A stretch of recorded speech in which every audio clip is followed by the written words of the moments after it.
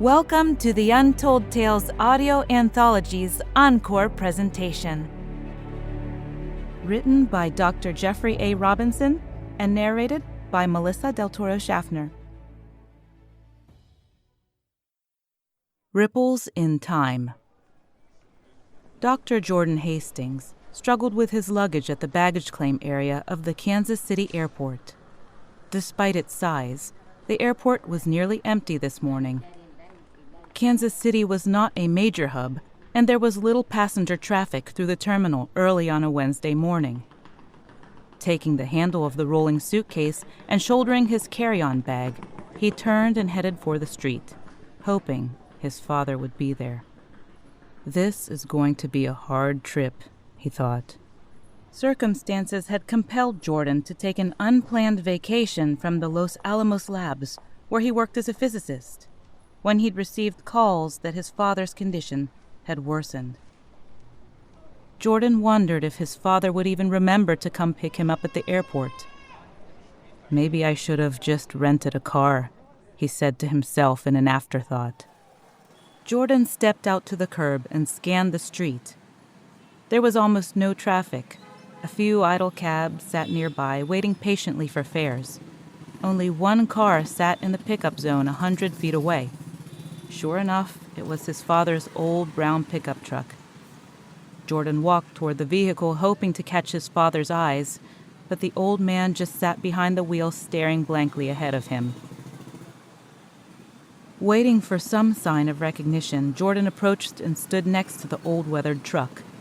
His father, Warren, however, didn't notice him. He simply continued to stare off into the distance, his mind 1,000 miles away.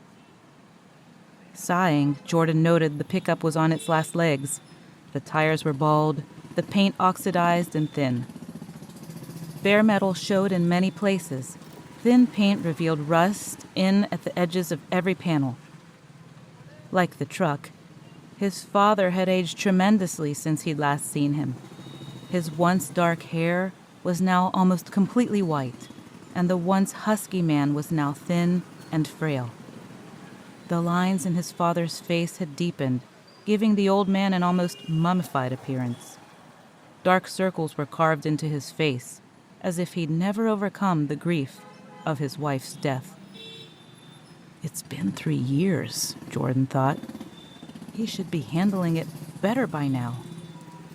Nonetheless, Warren Hastings seemed to be wasting away, unable to cope without his companion of more than 35 years. Jordan tapped the hood of the truck and stepped over to open the passenger door. His father blinked and glanced at him. Seeing his son, he smiled feebly and straightened his back slightly.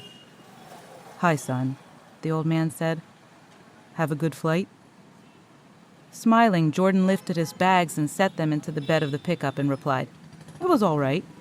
Have you been waiting long?" "No, not really. I was just sitting here, thinking," said the father. "Thinking about Mother, you mean," thought Jordan, finishing his father's sentence. Without further comment, the old man started the truck, and with a few disquieting rattles, they headed out of the airport to the old highway that led to the family farm. It was a good 2-hour drive to the old place. Jordan hoped it would give him some time to talk to the old man, to find out if things were as bad as his neighbors had reported. He didn't want to think the old man was beginning to go senile. Putting him in a retirement home would destroy the old man's pride, and that was the only thing he seemed to have left. The first hour of the trip passed without conversation. Jordan studied his father and waited for him to talk. The city was far behind them before Warren finally spoke. "Look at that," he said. "See it?"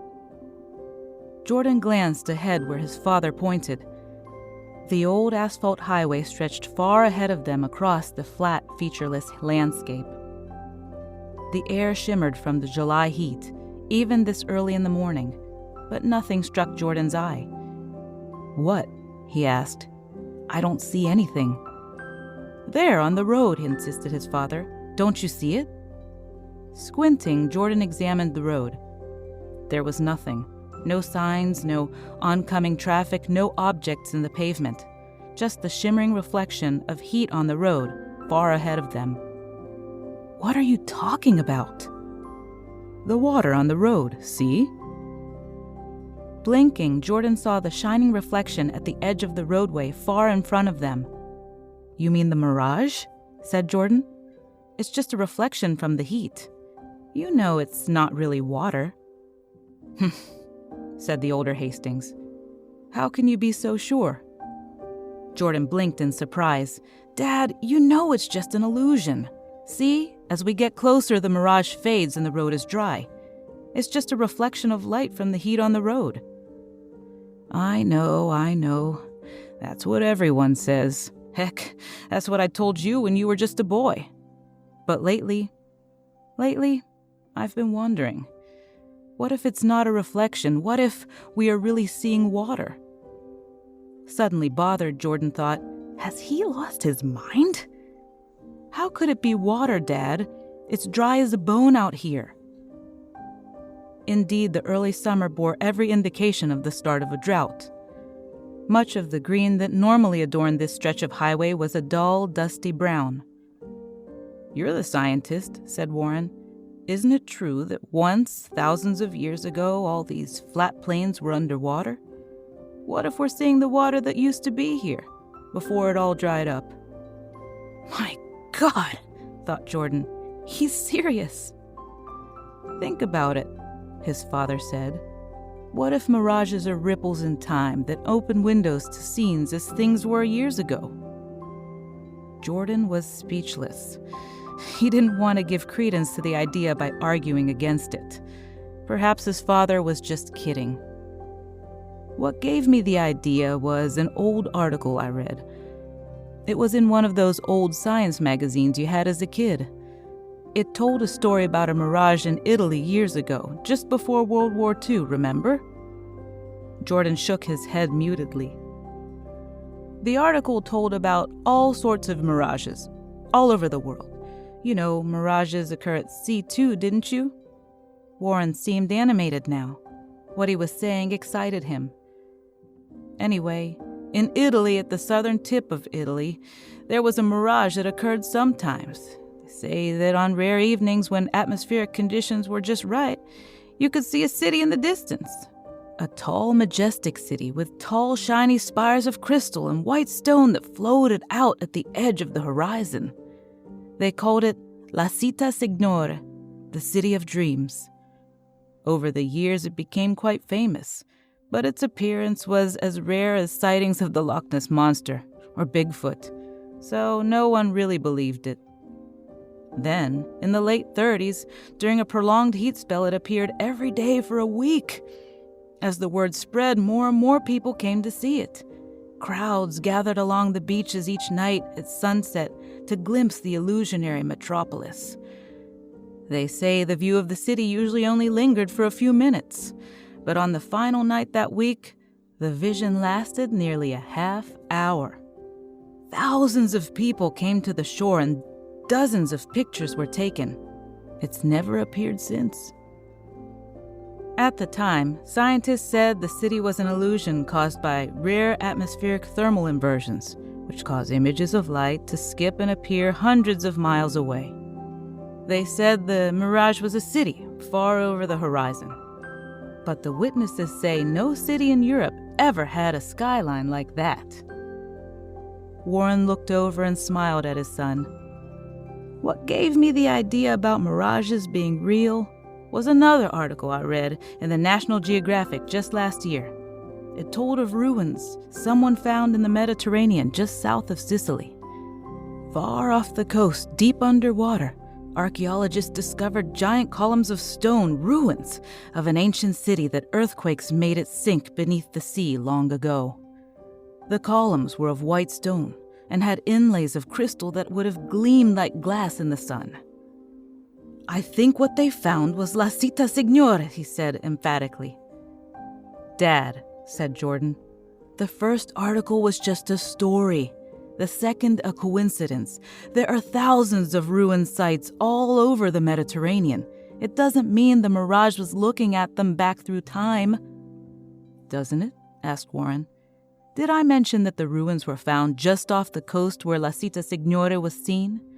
And have you ever heard of any other Mediterranean city that had crystal inlays in tall columns of white stone? Jordan's eyes grew wide. Maybe he is going senile, he thought. He can't distinguish reality from fantasy anymore. Warren noticed the shocked look on Jordan's face. It was just an idea, son. Don't look so worried. He turned his attention back to the road for a moment, and then added, Still, don't you think the idea's fascinating? Doesn't it excite you to think it could be true? Jordan relaxed a little. Well, if you're not serious, yes. It's an unusual notion. But if it were true, we'd be seeing back in time a lot, and we'd see more than just cities and water. If it were true, then why don't mirages show other things? Grunted Warren again. Who's to say we don't? If a mirage appeared out in the desert and opened to just a few years ago, then all you'd see would be desert on top of desert. No one would notice it. The same's true with windows that open out at sea or most anywhere else.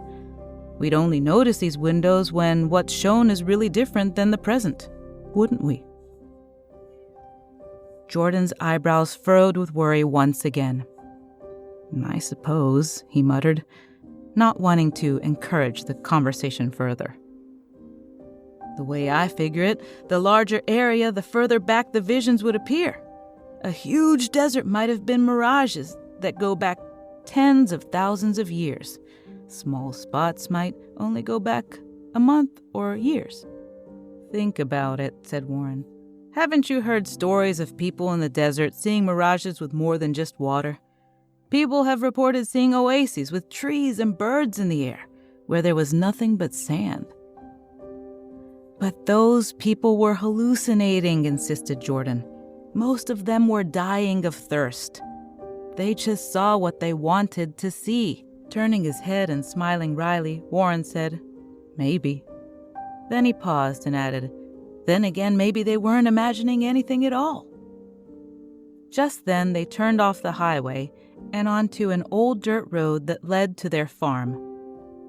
Jordan had a lot of pleasant memories of the old place. In his youth, it had been a real working farm. The crops it produced had provided for their family and allowed a decent living for them all. The money they made even paid for his first few years at college. After he'd grown and moved away, his folks had continued to work the fields with the help of hired hands. That is, until his mother had died. Since then, his father had laid off the workers and let the fields lie fallow. Since the farm's loans were all paid off, his dad didn't have to work, but it just seemed such a waste to let the farm go unused. As they rounded a stand of trees, Jordan looked out at the family homestead, and he gazed in shock at the sight of them. Instead of green fields and meadows he remembered, all that lay before him was dead wasteland. Not only had the grass in the fields died, it looked as if it had been stripped away, leaving nothing but barren earth. "My God," said Jordan. "What's happened to the place?" The pickup truck kicked up dust from the unpaved road, and enough was sucked back into the cab from the wake of the truck to make Jordan cough. Warren didn't seem to notice. He smiled broadly as he picked up speed to outrun the dust, hurrying toward the house. "I know it doesn't look pretty, but I want to show you something," he said. Coughing, Jordan gasped. "Show me? Show me what? Everything's gone." Indeed, the farm was dead. The grass along the fence lines was parched and dry. Where lush green crops had once grown, now only dust blew. Even the meadow of wildflowers that Dad had left untilled behind the house was nothing more than hard, bare dirt. "What have you done, Dad?" Jordan said, a lump growing in his throat. "Why did you let it all go? Was there a drought? Is there a problem with irrigation water?" Warren pulled the pickup to an abrupt stop in front of the small farmhouse. The tires ground noisily in gravel, and a cloud of choking dust billowed annoyingly around them as he clambered out of the truck. "Oh no," said Warren. "It took a lot of work to get the place this way.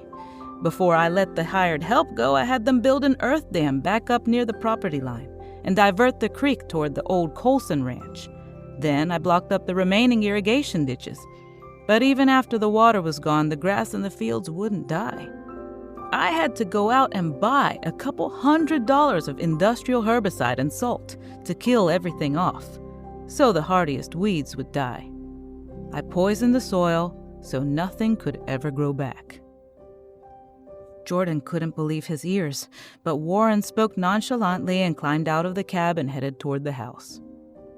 Jordan grabbed his luggage from the truck and hurried to follow him. "But why, Dad?" he said. "Why?" Warren stopped at the front door and looked back with deep sadness in his eyes. "Why, I did it for your mother," he said, and he turned and walked inside.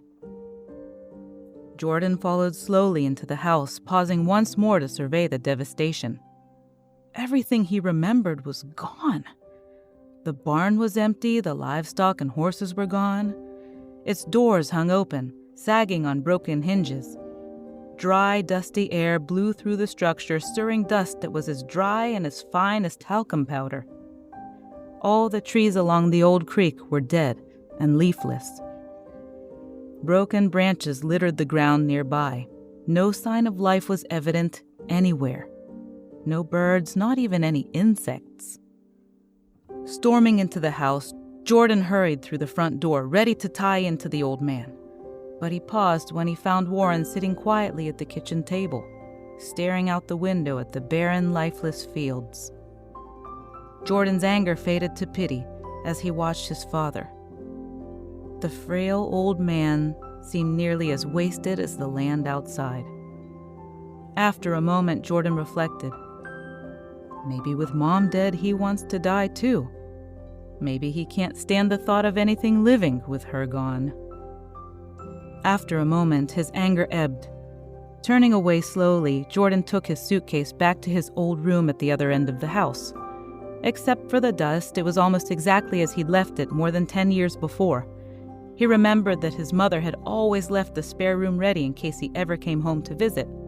But with his graduate studies and his job at Los Alamos, he'd never returned, except for her funeral, that is. For a moment, Jordan was lost in memories of life here on the farm. While he'd always been anxious to leave and had loved the excitement of college in the city, he'd always cherished his memories of home. Shaking himself, he realized these were the same memories that trapped his father. Quickly putting his clothes away, he slowly worked his way back to the kitchen to confront his father once more. As he entered the kitchen, his anger welled up at the sight of the empty, dusty kitchen. The house seemed as empty and lifeless as a tomb. Any feeling of home had been driven from this place. "How could you do this, Dad?" he shouted. "You've destroyed everything!"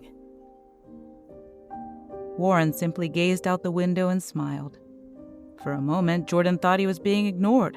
Then, without moving his gaze from the window, Warren said, "I told you, I did all this for your mother." "Mother?" shouted Jordan. "How can you say that? She loved this place. Even when the farm barely paid for itself, she said she couldn't bear to leave it because her whole life was here. She always claimed the city, despite its crowds of people, was too lifeless. If she weren't already dead, what you've done here would kill her." Jordan's face flushed with rage. He started to chastise his father more, but saw a tiny tear waving its way down the old man's face. Again, his anger abated, washed away by a wave of pity. He doesn't understand, he thought. He's finally lost his mind. Kneeling down beside his father, Jordan held his arm. "Dad, can you hear me?" His father continued to stare mutely out the window. "Dad, you need help. I'll find a place for you to stay near where I work. Everything will be okay." Warren frowned and grew serious. "No," he said softly. Jordan's hands tightened briefly on his father's arm. "I won't leave." "This is where your mother is," the old man said. Staring with horror, Jordan thought, "He is crazy. He's completely insane." Trying one last time, Jordan said, "Dad, Mom's dead. The farm is gone. There's nothing left for you here. Everything Mom would have loved about this place has died. I just don't want you to die here too." His words seemed lost on the old man. There was no response and no reply. So Jordan tried again. "I don't know why you can't see it," he said. "All you've done is turn this place from a thriving farm to a desert." Glancing out the window, he asked, "How can you even bear to look at this? Then his jaw dropped open and he stopped talking. For outside the window, the air across the dead flat ground outside shimmered in the noon July sun. The hot, parched earth outside radiated heat like a furnace, and the light outside flickered. As he watched for an instant, just a fleeting instant, the lifeless dirt vanished, and Jordan looked out across the green meadow of grass his mother had so loved. Jordan watched motionless as a tall young woman walked across the meadow with her arms outstretched to touch the top of all the wildflowers she passed. He recognized the house dress she always wore and saw her head tilt back with joy in the cool morning air. Then the image faded as a hot breeze dispelled the scene. All he could see once more was dry, dead dirt and the wavering distortions of heat rising from the ground. Turning in shock, Jordan looked at his father. The old man smiled, but tears ran down his face. "See," said his father, "that's what I wanted to show you." He smiled gently at his son. "Do you understand why I did it now? Do you know what I meant when I said I did it for your mother?" Jordan was speechless. But... Warren patted his son on the arm. "Tell you what, son. Pull up a chair and get some lemonade from the fridge. We can talk while we watch." Then he faced back toward the kitchen window and waited. After a long while, Jordan stood, got 2 glasses from the cupboard and the pitcher of lemonade from the refrigerator. Then he moved a chair next to his father's. In silence, they watched and waited for the midday heat to summon another mirage.